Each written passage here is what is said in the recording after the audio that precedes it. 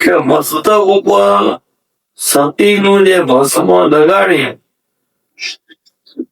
તો ભસ્મ ધારણ કરવાથી ત્રણેય લોકના જે દેવ છે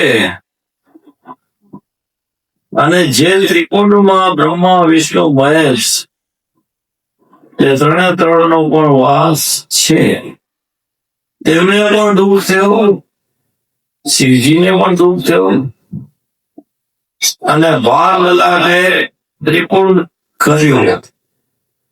ત્યાર પછી તો હસ્તકમળમાં, બાજુઓમાં, ગળામાં અલગ અલગ બધી જગ્યાએ ભસ્મ આજે લોકો લગાડે છે.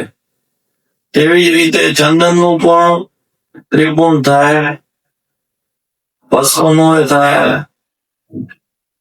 ગુલાબનું થાય, કંકુનું ન થાય.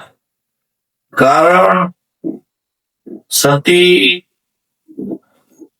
ચોખ્ખી ના પાડી છે કે કંકુ શિવ પર ચડે નહીં.